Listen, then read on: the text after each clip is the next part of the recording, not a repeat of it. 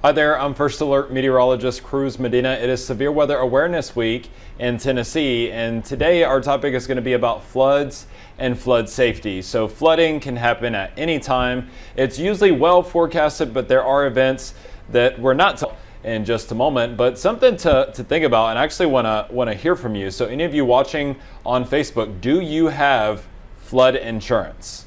I know not everyone is required to have it, but if you live in a high impact area, high flood risk area, you are required to have flood insurance. I know that there are many spots in the mid-state that are required to have that. I'm curious to know if you have to have that in your particular residence. So let us know down in the comments. We'd love to hear about that. Otherwise, let's talk a little bit about flood safety, as today that is the theme for Severe Weather Awareness Week. So as we go throughout the spring months, we know that that's typically when we see some of the very wet in Tennessee, and that just has to do a lot with our proximity to the Gulf and then incoming storm systems. So how those two interact really affect how much rain that we get here in the mid-state. I actually have some visuals for you of what it looks like to be in a flash flood. So if you take a look at your screen here, this will show how heavy rain can lead to the rapid rise of water in an area. So if you come across a flooded roadway, I know it sounds very cliche, but seriously, turn around, don't drown. If you cannot see the road, you can't tell what's under it. Is the road even still holding together after it's been through a flood? Is part of it washed away? These are things that you can't answer just from looking at the water on a flooded roadway. So with flooding even possible, most of the times there's what we call flash flood watches that are issued. These could be issued up to days in advance, at least 24 hours in advance in most cases, and this is for your safety. So the National Weather Service says, hey, we're seeing ingredients that could come together to produce flooding.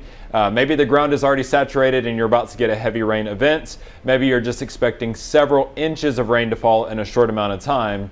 These are things that can be forecasted ahead of time for the most part. So flash flood watches can be issued. And this is kind of like the tornado watch and warning situation. So watch just means that conditions are favorable. So you could get a watch 24 hours ahead of a heavy rain event. And this is just to alert you, hey, at some point in the next day or so, you might see flash flooding as a result of heavy rains or any other thing that can cause a flash flood. Now, if you get a flash flood warning, this usually comes as an EAS alert on your phone. You would also probably get an alert like from our First Alert weather app or whatever your favorite weather app is. And this is letting you know, hey, there's flooding somewhere in your area. So, avoid this area, avoid traveling.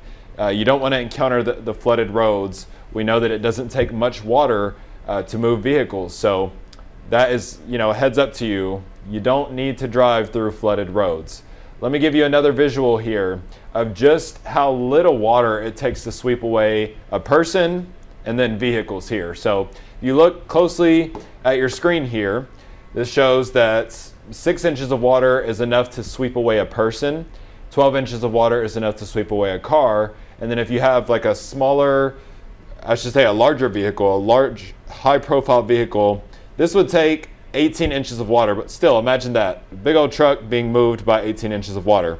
It is certainly possible. So you don't want to take your chances with this.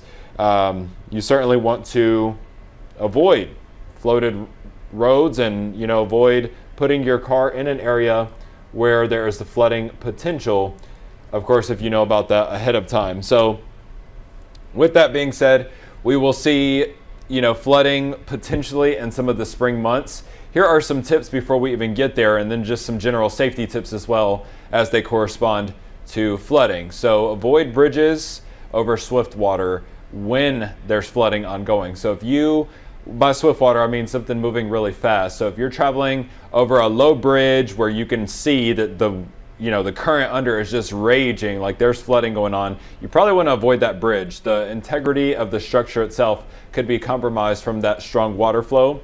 You'll want to seek higher ground immediately. Evacuate if told to do so. So hopefully if you evacuate ahead of time, you could completely avoid flooding problems. We see that all the time with hurricanes. Evacuation orders are issued ahead of something like storm surge, which is a more extreme example of flooding. But once again, it only takes 18 inches of water to float most vehicles, so it's something you don't want to play around with.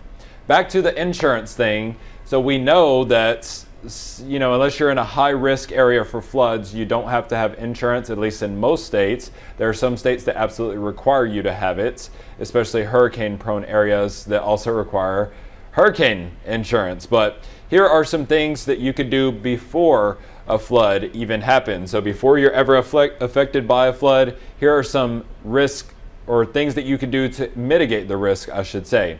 So know your risk. First of all, are you in a floodplain? You would probably know that when you get insurance coverage on your home, because the insurance company won't let you buy it or insure it without having the proper insurance plan. Check insurance for the coverage of flooding. Shop around your options. You can find whatever's best fit for your needs, even if that's the cheapest option. Clear storm drains around your house from any loose debris, especially if you live in a city somewhere that other water from runoff water from other properties could impact your home and flood your home possibly. You want to make sure that your storm drains are loose and clear of debris. That way they can absorb all of that water. And then charging your electronic devices ahead of time is going to be another key here to keeping you safe in the event there was a flooding. Now, with flooding, there's multiple types. So we talked about storm surge, we talked about general flooding. There's also flash flooding, and this is very dangerous. So this is dangerous on the level of something like storm surge. It happens so quick, you don't have a ton of time to respond to it. So in rural areas, you get excessive rainfall. This can make rivers rise. We deal with a lot of river flooding in states like Tennessee and Kentucky. That's because there's many large rivers nearby, like the Tennessee River and the Cumberland River. So in those cases, this can cause river flooding. But in an urban area, this is where we really deal and see a lot of those flash floods. So there's a lot of concrete in an urban area like Nashville. If too much rain falls, it can't really go anywhere. So the storm drains could be clogged. Concrete is not easily penetrable by water, so it's not like the soil. If it floods in a field, that's fine. The water just kind of stays there.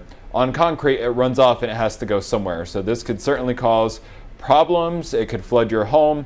It could flood nearby things. It could flood roads, wash them out.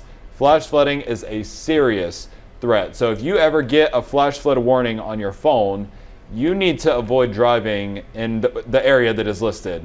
If you already know that there's water over the road, don't try to cross it. Because once again, turn around, don't drown. You certainly don't want to end up as a statistic from flooding. So knowing these things ahead of time can help you and your family prepare and be safe in the event that flash flooding is even possible in your area.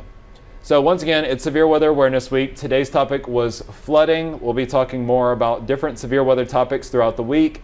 And then going beyond this week, if you ever have any topics that you'd like to send my way, I'd love to get them on First Alert Weather Plus. You can email those to me at cruz.medina@wsmv.com.